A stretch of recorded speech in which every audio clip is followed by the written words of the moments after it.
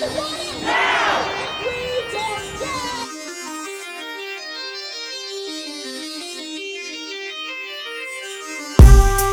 been 400 years of slavery and oppression. The shackles are broken, and we learned our lesson. Living the land of the free and the home of the brave. Dry bones in the valley, coming out of the grave. Hey,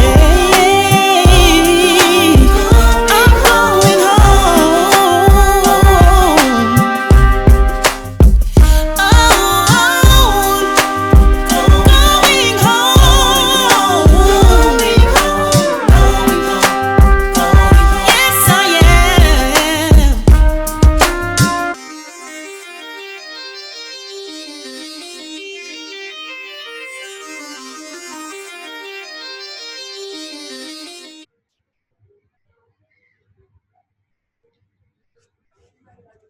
What's up, guys?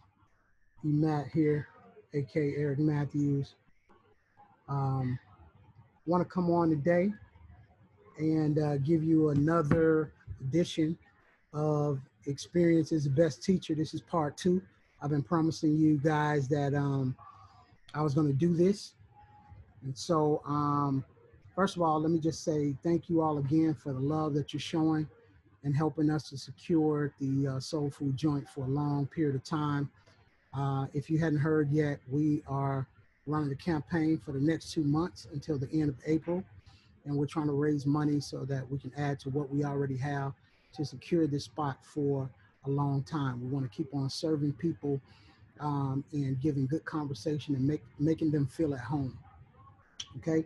So want to thank Stephen Myers for sowing the seed. And we want to let you know that we are certainly appreciative of your gift. It doesn't matter how big or small. There's one other person I'd like to thank, and that person is Kron Grimes. Kron Grimes. So thank you for your donation. For those that made donations and did not want to be named, we appreciate you as well. Okay. All right. If you want to give toward that, you can actually come down to the soul food joint, get something to eat, and support us that way. Or you can shoot us a donation of any size, and we will leave your email, and we'll send you my brand new book, Trapped in the Past No More. The whole concept of that book basically is helping you to break out of your past using what we call faith. And on a natural level, faith can be explained through the law of attraction. Okay, so that's what the book is about. All right. So let's get into Experience is the Best Teacher part number 2. Okay. So basically, the last time I talked to you guys, I was telling you all that I had problems when I got over here with my phone service. And my phone service was actually not working. It was on in the United States, but because the company that I was with, which was T-Mobile, it did not cover over here, and I didn't get extra minutes or whatever you're supposed to do to get coverage over here. Okay, so that posed a problem because number one, I couldn't make calls to people in the United States unless I used WhatsApp. But then more importantly, if I got locked out of my PayPal accounts or my Cash App or anything like that, then I couldn't access it, because normally what they would ask you to do is to put in your information and they'll send you a code via SMS, which is a text. But the problem with that is because my service wasn't working in here in Africa, I could not get that. I could not get that code. Okay, so here's the easy fix for that. Want to give a shout out to my brother Jerron. He told me this, and it seemed like it would have been simple enough to figure out, but I couldn't figure it out. In fact, I went 40 days without being able to access my accounts and so forth because they kept getting locked. Okay, so something as simple as going into your phone and turning on Wi-Fi is a great way to be able to overcome that. Why? Because it allows the network to work in such a way where it thinks you are still where you are. Okay, which means that I can get the SMS codes to get into my account. All right, so that's the easy fix for that. Okay, um, another problem that I had was actually trying to figure out how to get my money.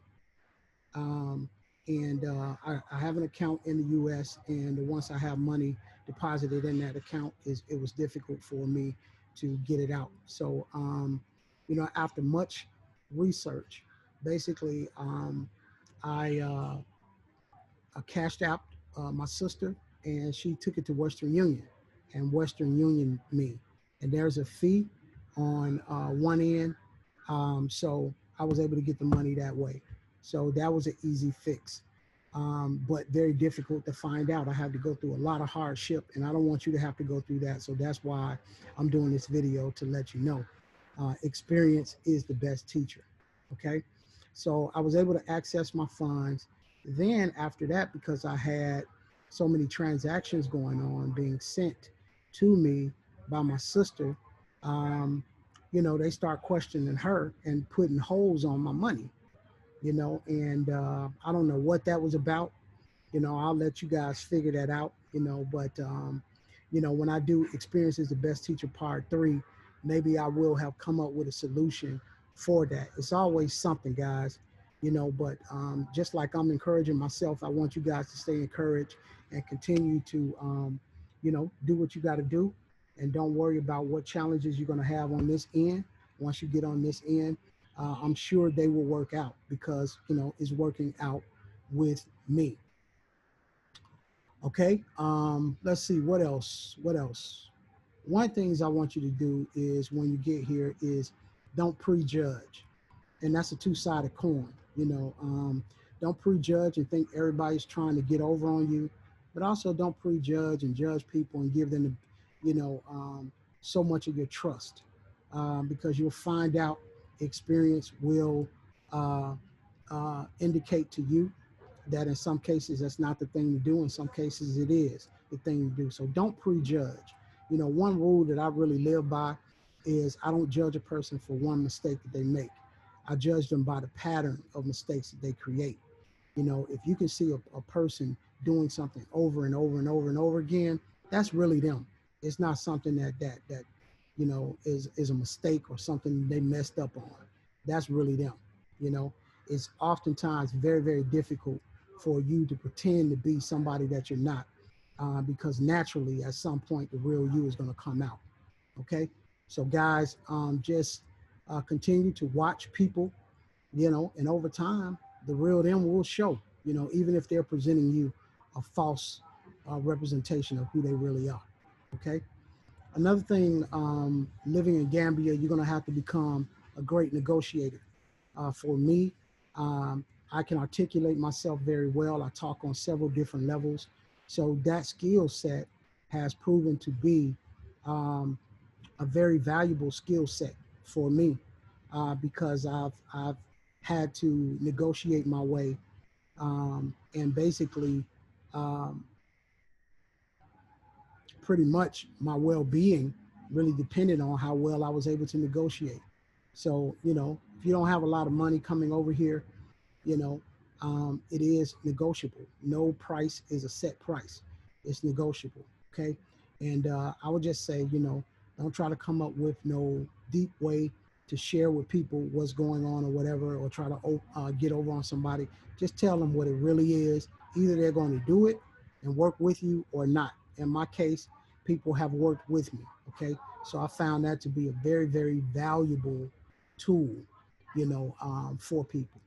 The next thing I want to share with you, as soon as you get here, um, you wanna try to get downtown and get what is called a TIN number, TIN number, okay? Because that number is going to help you to be able to do whatever you need to do. Everything is really connected to it. From what I can see is your TIN number and your phone number, okay? Um, and your passport. So your TIN number, your phone number, and your passport are different things that you're going to need to do transactions like actually setting up a bank account, or any other account. They're going to use one or all three of those things: your passport, your TIN number, and your phone. As far as shipping things, what I found out so far is that there is a place here, because Gambia right now currently they have no addresses. No addresses. So I can't give an address for uh, where I live. So what you're going to do again is use, I believe, your TIN number, the place where you stay, for example, Kotu, Senegambia, or whatever it is that you stay, and then your number. And I think that there's a place that they send the items to, and then you can pick them up from there. They will actually give you a call, and you can pick them up from there. Okay, so that was something also that I learned through experience. Okay. Last thing that I want to share with you is regarding uh, your residency. Okay. And this is something that was not told to me when I got here.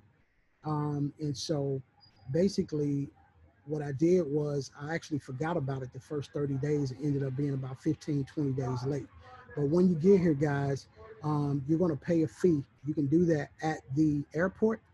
um, but this fee basically is for your permit to be here. Okay. They see you as a tourist for the first 3 months, first 90 days. They see you as a tourist. Okay. So you got to pay $1,000 per person, for 3 months. And then you are eligible to apply for your residency. Okay. I finally got that situated, and I'm working on my last payment, actually coming up in another couple of days. And after that, I can go ahead and apply for my citizenship, or my residency. Okay. That's very important, guys, because if you're trying to start a business, I don't know what that noise is in the background, but if you're trying to start a business, before you can actually get a license, you have to go through those 3 months. So, going through those 3 months allows you to kind of cycle through enough until you're able to now apply for your residency. I think there's an extra fee that you can pay along with the normal fee. And basically, your residence card will say business on it. So that will give you the legal right to operate as a business. Okay. So, that's where I am now. You know, um, keep your eyes open. There are a lot of things that are going on, good, bad, and indifferent. But if we can make it, I'm sure that you guys can make it. And I hope this information has been helpful to you, because experience is the best teacher. Take care. We'll talk to you soon. All right.